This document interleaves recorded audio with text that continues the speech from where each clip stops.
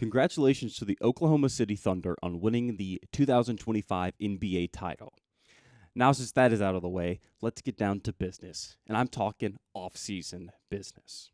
This is going to be fun. And let's talk about this first trade. This trade was made during the NBA Finals, so the Orlando Magic couldn't wait. And they acquired Desmond Bane from the Memphis Grizzlies in exchange for KCP, Cole Anthony, and 4 first-round picks, not including this year's 16th pick in the 2025 NBA draft.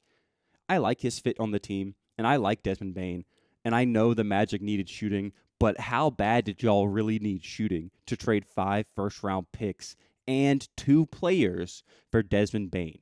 And I get it.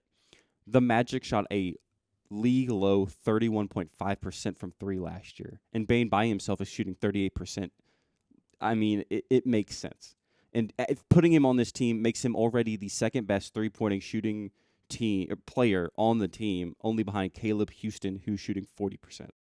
Now let's talk blockbusters. The Houston Rockets acquired Kevin Durant this offseason by trading Jalen Green, Dillon Brooks, the draft rights to the number 10th pick, which turned out to be Kaman Maluach, the number 59th pick in this year's draft, and multiple future second-round picks.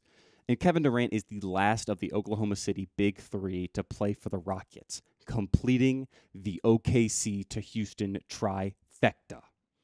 I expect the Rockets this year to be threats to make the Western Conference Finals, but most likely flame out in round 1 or round 2. And as for Phoenix, good luck. Now, we all knew these were coming. Drew Holiday was moved from the Boston Celtics to the Portland Trail Blazers in exchange for Anthony Simons, a second-round pick, and a Trailblazers second-round pick. And obviously, this is simply just a cap dump for the Celtics to get under the second apron. However, I have heard rumors so that the Celtics might potentially reroute Simons to another location as well before this offseason is over. Even if the Celtics keep him, he's not really a bad addition in my eyes. He brings great shooting and scoring to the Celtics team, minus the defense that you lose from Drew Holiday and the leadership. And according to some sources, Drew Holiday was pissed that he was traded to Portland. And honestly, who can blame him? Moving from a Boston team who is championship contenders to Portland is not the real ideal situation that you want. And speaking of Boston, Boston also happened to move Kristaps Porzingis this offseason as well in a 3-team trade and sent him to Atlanta. Boston acquired George Niang and a second-round pick, and Brooklyn acquired Terrence Mann and the number 22 pick in this year's draft. And I was hoping that the Celtics would be able to get a little more value for Porzingis, but with the way that he's played in this year's playoffs and even the end of the regular season, really tanked his trade value. I mean, it's still not a bad pickup. A winner in George Niang, even though Boston absolutely hates him. Just check Celtics Twitter. And the Hawks are potentially a strong force in the East, teaming up Trey and Kristaps. And with these 2 trades, Boston has freed up $260 million in cap space, placing them finally under the second apron.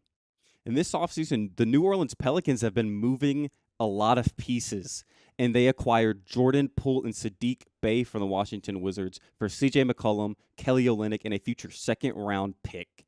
Honestly, I'm not complaining here. I think this is probably one of the best situations that Jordan Poole can be put in, just from a learning standpoint, because he just lacks a lot of maturity on the court.